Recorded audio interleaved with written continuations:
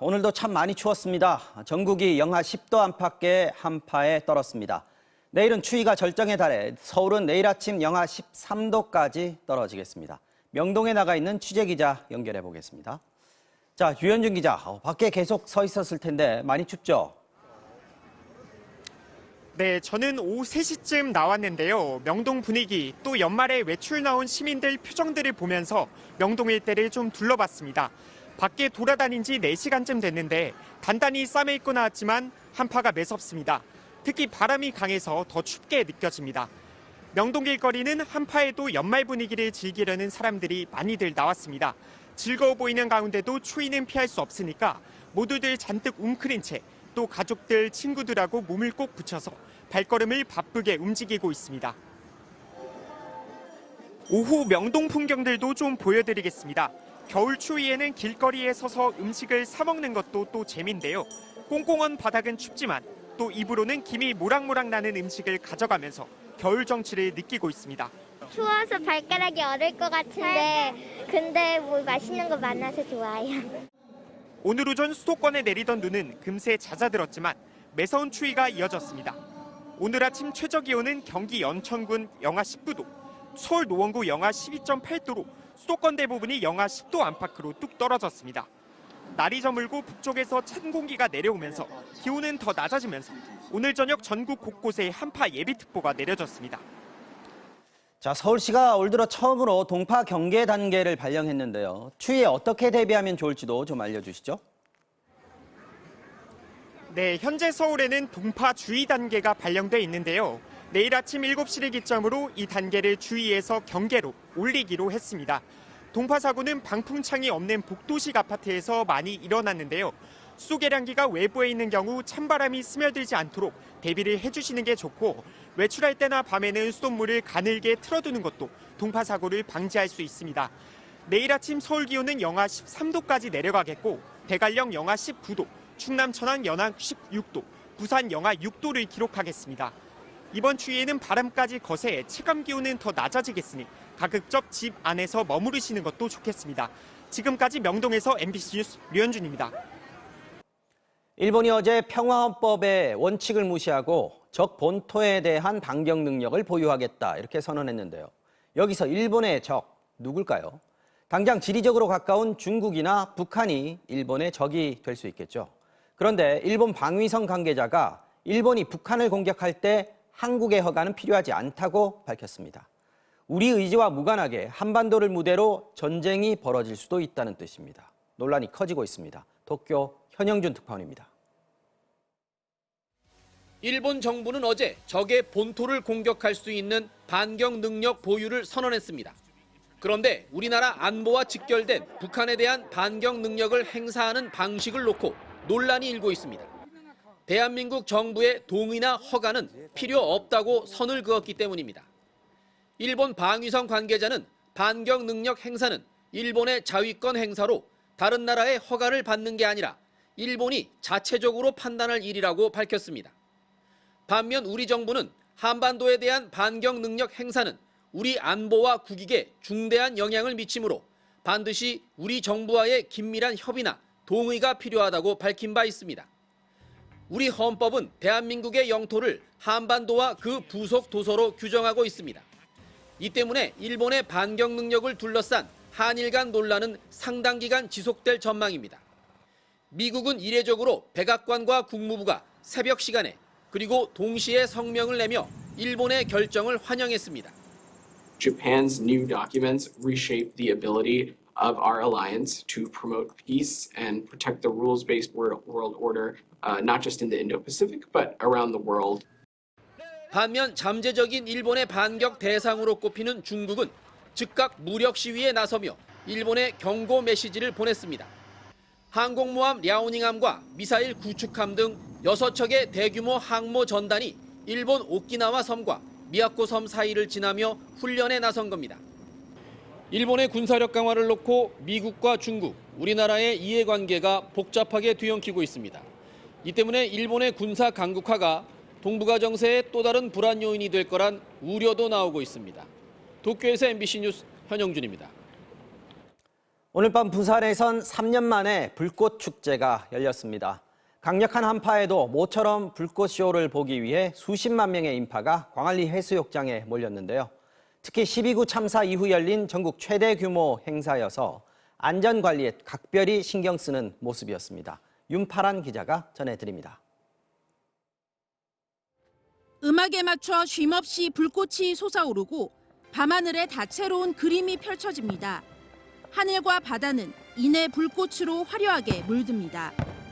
광안대교 조명과 어우러진 불꽃은 잊을 수 없는 야경을 선사했습니다. 방한용품으로 두텁게 차려입은 시민들은 어느덧 추위도 잊은 채 탄성을 쏟아냈습니다. 터지는 소리가 속이 좀 후련하네요. 요즘 전체적으로다가 가슴이 좀 막혀 있었는데 아주 속이 시원하게 뚫리는 것 같아요. 부산 불꽃축제는 12구 참사로 한 차례 연기됐다 오늘 개최됐습니다. 참사 이후 열린 전국 최대 규모 행사여서 안전관리에만 5천여 명이 투입됐습니다. 한파로 인한 응급 상황에 대비해 관람객에게 손난로를 나눠주고 의료 인력도 곳곳에 배치했습니다. 이른바 DJ 폴리스도 처음 등장했는데 무대에 오른 진행자처럼 경찰관이 차량에 올라가 직접 마이크를 잡고 행사장 동선을 안내했습니다. 앞손잡이는 좌측 남천 800피치 방향으로 이동해 주시면 감사하겠습니다.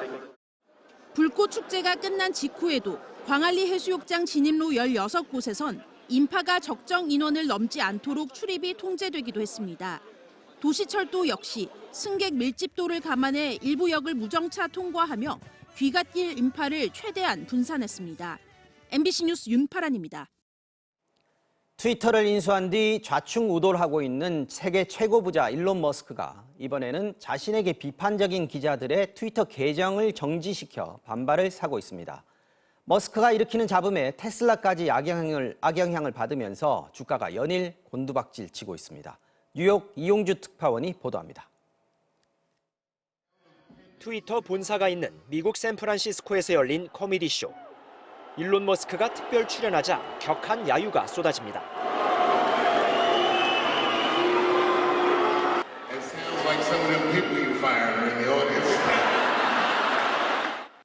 분위기를 바꾸려는 시도는 허사였고 머쓱해진 머스크는 무대를 내려와야 했습니다. 트위터 인수 직후 직원 대량 해고로 비판을 받았던 머스크. 최근에는 자신에게 비판적인 기사를 썼던 CNN, 뉴욕타임스, 워싱턴 포스트 기자의 트위터 계정을 정지시켜 또 논란을 자초했습니다. 기자들이 머스크 전용기 위치를 트위터로 노출했다는 이유였습니다. I never posted your address.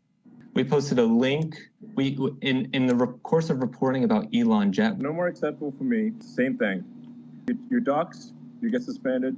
End of story. 그러자 언론 자유의 위협, 정보 권리에 대한 재앙이란 비판이 쏟아졌고 유엔 사무총장까지 나서 충격적인 조치라며 위험한 선례가 될 수 있다고 지적했습니다. 결국 머스크가 기자들의 트위터 계정을 복구하겠다고 밝히긴 했지만 불똥은 이미 테슬라에도 튄 뒤였습니다. 올해 초에 비해 반토막 나버린 테슬라 주가는 언론인 계정 정지 사태 직후 또다시 뚝 떨어졌습니다. 테슬라 투자자로 유명한 게리 블랙 퓨처펀드 대표는 예전엔 테슬라 운전자들이 자긍심을 갖고 집 앞에 주차하며 뽐냈지만 트위터 역풍으로 브랜드 이미지가 추락했다고 비판했습니다. 머스크가 리스크다. 본인이 위기를 자초했다는 비판이 그 어느 때보다 따끔하게 들릴 법도 하지만 머스크는 자신의 트위터 정책이 옳다는 입장만 거듭 밝힐 뿐 해법에 대해선 침묵하고 있습니다. 이처럼 비판에 귀를 막은 듯한 모습이 위기의 진짜 원인이란 경고음은 계속 커지고 있습니다. 뉴욕에서 MBC 뉴스 이용주입니다. 서울의 한 어린이 보호구역 바로 앞 횡단보도에서 초등학생이 버스에 치여 숨지는 안타까운 사고가 일어났습니다. 버스 기사는 경찰에서 제동장치를 밟았지만 눈길에 차가 미끄러져 미처 피하지 못했다고 말한 걸로 알려졌습니다. 박성원 기자입니다. 서울 강남구의 아파트 앞 상거리.